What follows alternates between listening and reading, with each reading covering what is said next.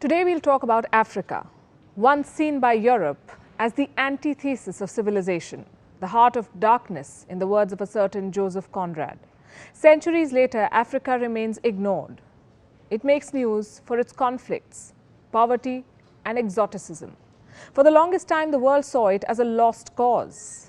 Then one country saw opportunity and thus began a new race for Africa, not very different from the scramble of the 19th century when colonial Britain and France wanted raw materials, slaves and geopolitical influence. Now in the 21st century, global powers are in more or less the same race. China, the United States, India, the European Union, Japan, Israel, Canada, all of these countries are in the race for Africa. And one country is emerging as the clear winner.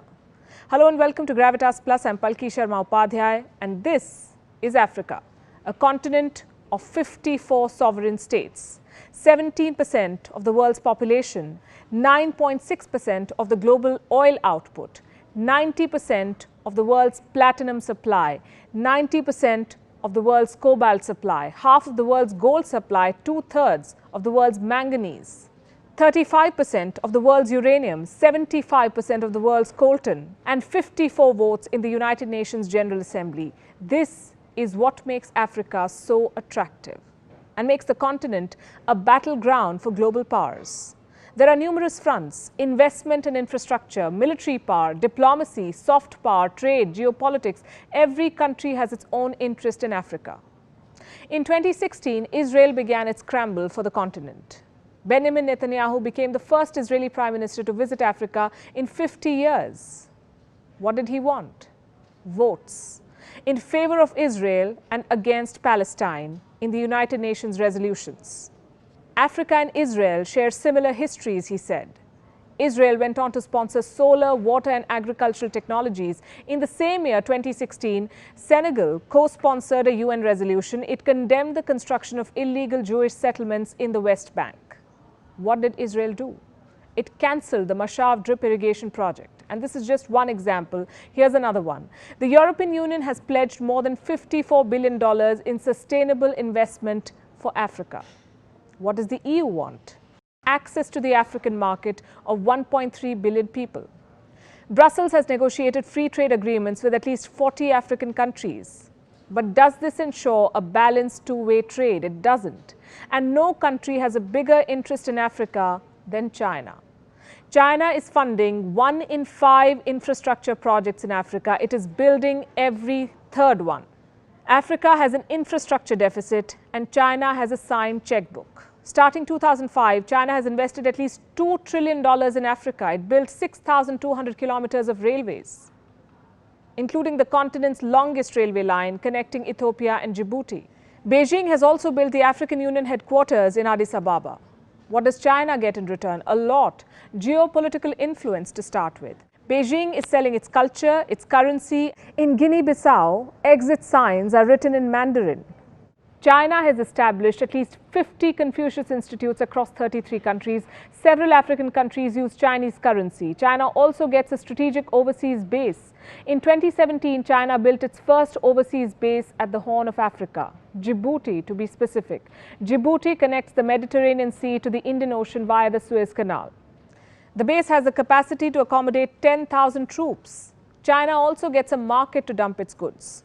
China is Africa's largest trading partner. Chinese trade has increased 40-fold in the last 2 decades. At least 10,000 Chinese firms operate in Africa. This is according to a McKinsey study. Africa has resources and China has access. Did you know that a third of China's investments in Africa are in the mining sector? And finally, it gets to debt trap Africa. But here's the thing, China is not the only country investing in this continent. It's not even the biggest. The United States is Africa's largest investor. It accounts for $54 billion of FDI stock. There are 600 American companies operating in South Africa alone. And this, even after the US president called Africa this. For the longest time, Africa was nothing but a war zone for Washington. It has over 7,000 troops deployed in the continent. They are spread across some 13 African countries, including Burkina Faso, Cameroon, Central African Republic, Chad, Democratic Republic of Congo, Kenya, Libya, Mali, Mauritania, Niger, South Sudan, Somalia, and Tunisia. For the US, Africa was a continent for counter-terrorism operations. What happened then? Why is the US suddenly interested in Africa? The answer is this.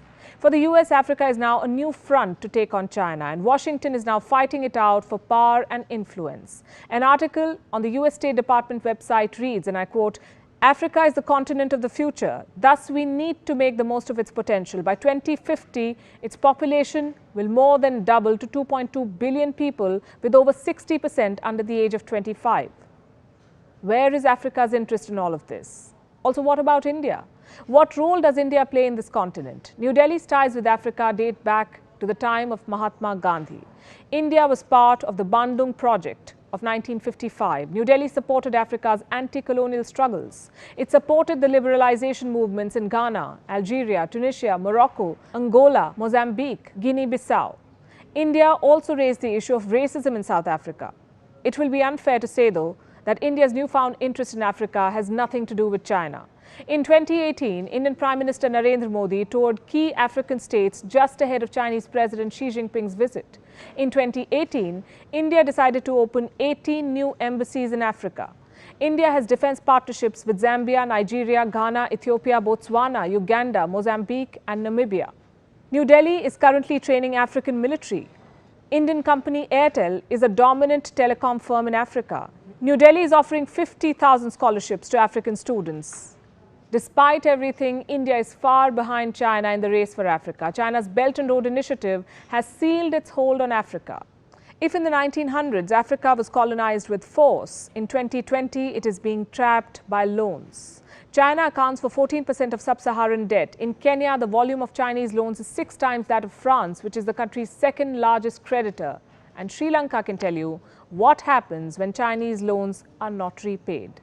China is looking to capture Africa.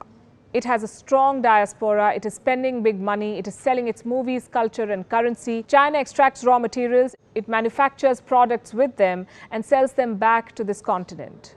Does this remind you of something? What did the British do in India? In the 19th century, the rivalry between Britain and France fueled Africa's colonization. In the 21st century, the trade war between the United States and China is hastening the same. Just like the 19th century, there are numerous countries in the scramble for Africa. And just like the 19th century, there is nothing in it for Africa. Gravitas Plus, co-presented by Skoda. Simply clever.